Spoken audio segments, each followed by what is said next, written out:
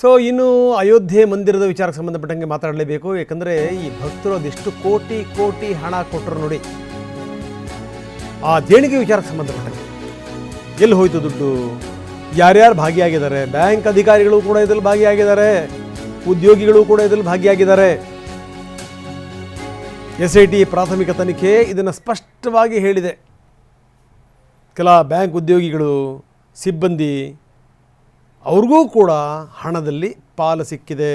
ನಾವು ಸ್ಕ್ರೀನ್ನ ಎಡಭಾಗದಲ್ಲಿ ನಿಮಗೆ ತೋರಿಸ್ತಾ ಇದ್ದೀವಿ ಯಾರ್ಯಾರನ್ನ ಅರೆಸ್ಟ್ ಮಾಡಲಾಗಿದೆ ಅಂತ. ಈಗ ಬ್ಯಾಂಕ್ ಉದ್ಯೋಗಿಗಳ ಜನ್ಮ ಜಾಲಾಡ್ತಾ ಇದ್ದಾರೆ ಅಧಿಕಾರಿಗಳು. ಟಿನ್ನು ಮತ್ತು ಸುಭಾಷ್ ಇಬ್ಬರನ್ನ ಅರೆಸ್ಟ್ ಮಾಡಲಾಗಿತ್ತು. ಅವರು ಬ್ಯಾಂಕ್ ಅಧಿಕಾರಿಗಳ ಜೊತೆಗೆ ನಿರಂತರವಾಗಿ ಸಂಪರ್ಕದಲ್ಲಿದ್ದರು. ಹಲವಾರು ಸಂದರ್ಭಗಳಲ್ಲಿ ಹಣದ ದುರುಪಯೋಗ ಆಗಿದೆ. ಇದು ಸಂಗತಿ. ಇವರ ಬೆಂಬಲ ಇಲ್ಲದೇ ಈ ರೀತಿ ಯಾಮಾರ್ಸಕ್ಕಾಗ್ತಿರಲಿಲ್ಲ. SIT ಪ್ರಾಥಮಿಕ ವರದಿ ತುಂಬ ಸ್ಪಷ್ಟವಾಗಿ ಇದನ್ನು ಹೇಳಿದೆ.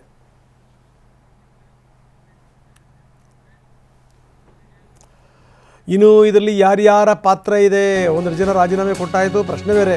ಆದರೆ ದೊಡ್ಡವರ ಪಾಲಿದೆ, ಇದರಲ್ಲಿ ಪಾತ್ರ ಇದೆ ಅನ್ನುವಂಥ ಮಾತು. ಟ್ರಸ್ಟ್ನ ಅಧಿಕಾರಿಗಳು ಕೂಡ ಭಾಗಿಯಾಗಿದ್ದಾರೆ. ಇನ್ನು ಎಲ್ಲಿ ನೋಡೋದ್ರಲ್ಲಿ CCTVಗಳನ್ನು ಹಾಕಲಾಗಿದೆ. ಎರಡೆರಡು ಕಾರಣಕ್ಕೋಸ್ಕರ. ಒಂದೇನಪ್ಪ ಅಂದರೆ ಒಂದು ಭದ್ರತೆ ವಿಚಾರಕ್ಕೆ ಸಂಬಂಧಪಟ್ಟಂಗೆ ಅದೊಂದು ಸೂಕ್ಷ್ಮ ವಲಯ. ಹೀಗಾಗಿ ಏನಂದರೆ ಎಲ್ಲ ಕಡೆಗೂ ಹೆಜ್ಜೆಗೂ ಕೂಡ ಅಲ್ಲಿ CCTVಗಳಿವೆ. ಅದು ಎಂಥ CCTVಗಳು ಅಂತೀರಿ, ಅತ್ಯಾಧುನಿಕ ವೆರಿ ಹೈಲಿ ರೆಸೊಲ್ಯೂಷನ್ ಇರುವಂಥದ್ದು, ಜೊತೆಗೆ ತುಂಬ ಮಾಡರ್ನ್ CCTV ಹಾಕಿರೋದು.